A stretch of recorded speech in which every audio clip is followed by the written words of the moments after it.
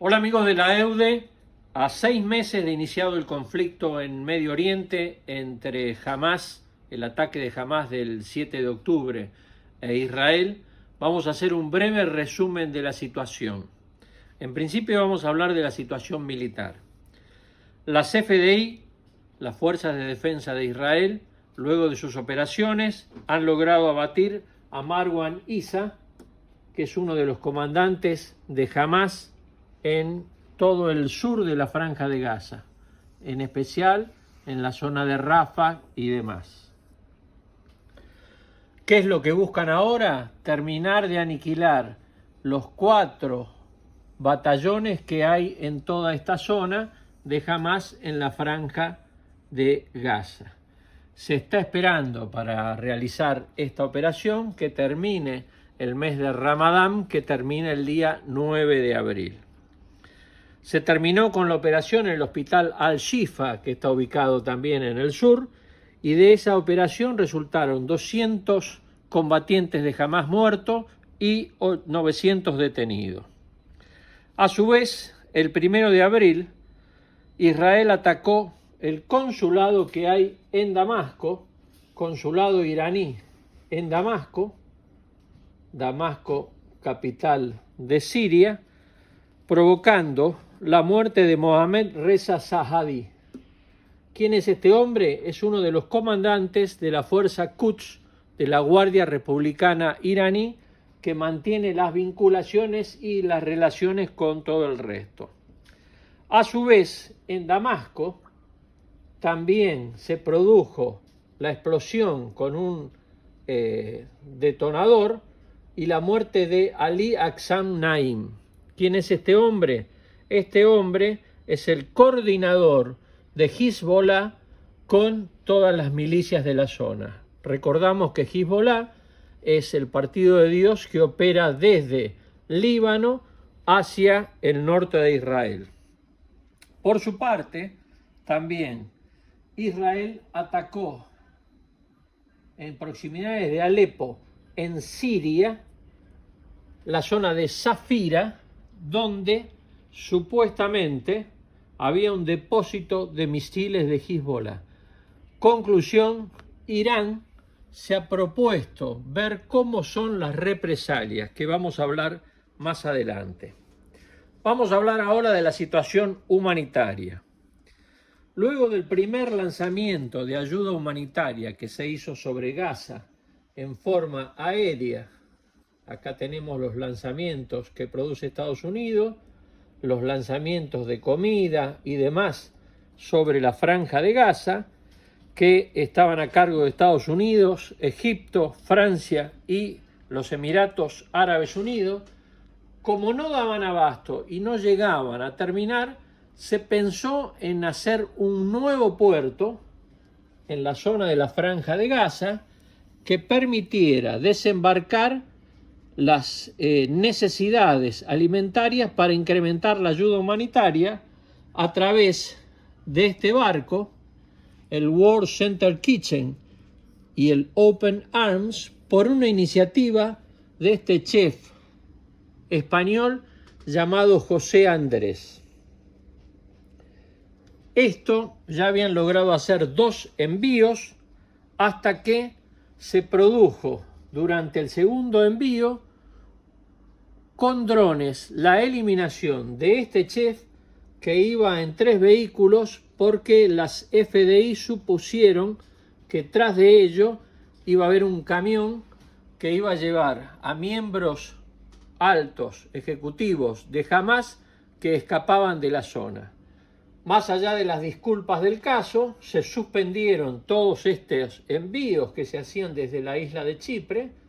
Acá tenemos a Chipre y acá tenemos a lo que se estaba haciendo. Y prácticamente se han suspendido los envíos.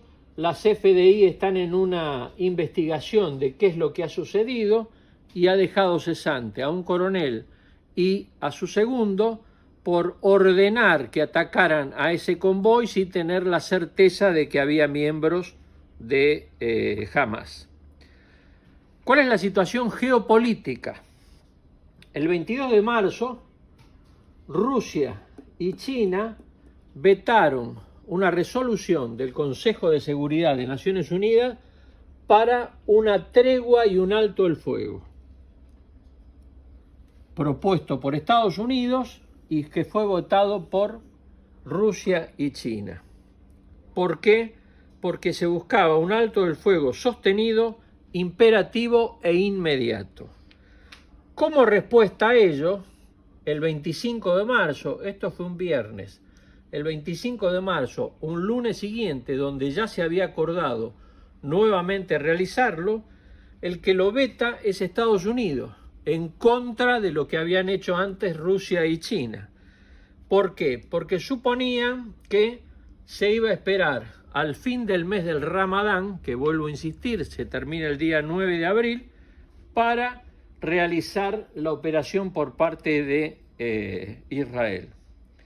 Y el 27 de marzo, 2 días después, el premier Netanyahu rechaza una propuesta de Hamás por considerarla delirante, que implicaba directamente retirar todas las fuerzas israelíes de la Franja de Gaza y dar por terminada la guerra. ¿Cuál es la situación política dentro de Israel? En principio, Israel ha suspendido el envío de una delegación que iba a ir a Estados Unidos para negociar y para ver cómo Estados Unidos consideraba que iba a seguir esta operación en el sur de la Franja de Gaza. ¿Por qué? Porque Estados Unidos había vetado la resolución del día 25. Y Estados Unidos, a su vez, empezó a condicionar el apoyo que estaba brindando a Israel en razón de que todavía no tenía claro cómo iba a ser la evacuación de los civiles de todo lo que es la Franja de Gaza antes de realizar las operaciones en Rafah. Además, la Corte Suprema israelí produjo la suspensión de los subsidios estatales a los ortodoxos, a los judíos ortodoxos que viven en Israel. ¿Qué consecuencias trae ello? Que Netanyahu podría convocar para integrar las filas a los jóvenes ortodoxos que hasta el momento no tenían obligación de hacerlo. ¿Por qué es esto? En razón de que la guerra se está prolongando más de la cuenta y los soldados israelíes necesitan su reemplazo y tener otra forma de un mayor incremento de soldados profesionales. ¿Cuál es la situación futura? Muy bien, el panorama está muy complicado, sobre todo a partir de la muerte de el general iraní y del comandante de Hezbollah. ¿Por qué? Porque Irán expresó directamente que su presidente, ¿no es cierto?, el jefe, perdón, no el presidente, sino el jefe de Estado Mayor de las fuerzas iraníes, Mohammad Bagheri, expresó que cuándo y cómo se va a lanzar la operación Venganza queda a determinar por el Consejo Supremo iraní, con lo cual todo el sistema israelí de inteligencia está en alerta para ver cuál es la respuesta a las acciones iraníes. ¿Cuál es la opinión de cómo puede ser esta ofensiva? En principio, si se realiza a través de Hezbollah, en el norte de... esta es la frontera, esto es el sur del Líbano, hacia el norte del territorio israelí, es muy probable que los que más resulten afectados sean los libaneses, con lo cual no sería demasiado conveniente que Hezbollah se encargue. La segunda opción que analiza Irán es el lanzamiento de misiles sobre tanto los territorios israelíes o aquellos territorios que los puedan afectar a Israel, que también tiene su riesgo porque los misiles pueden ser interceptados por los distintos medios de defensa que tienen los israelíes.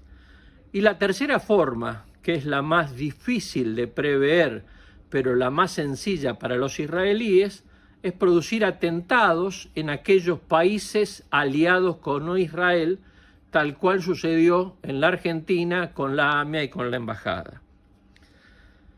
En síntesis, difícilmente se pueda prever, pero Israel está en alerta por todas estas cuestiones.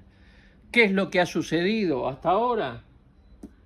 La División 98 de reserva se ha hecho cargo con una brigada de replegar a todas las fuerzas que estaban en la Franja de Gaza para, como ha dicho su comandante, descansar y reabastecerse. Rest and refit. Y esperando qué va a pasar después de el término del mes del Ramadán. Y otra noticia es que de los 90.000 evacuados que había en la Franja de Gaza y en el norte, acá tenemos una imagen de lo que es Metula, acá tienen el límite, 27.000 han vuelto a sus hogares, con lo cual la situación se torna bastante complicada en razón de que Netanyahu, a partir de que le ha restado el Consejo o le ha autorizado la Corte Suprema de convocar a los judíos ortodoxos, su forma de integrar el gabinete, que es en forma parlamentaria con el apoyo de todos los partidos, se va a ver dificultado porque el partido ortodoxo judío que le había dado el apoyo a Netanyahu se los está retirando, con lo cual es muy probable que se tengan que adelantar las elecciones y ver cuál es el resultado de ellas. Les agradezco la atención y espero haber sido lo suficientemente claro para ponerlos al tanto de cuál es la situación. Muchas gracias.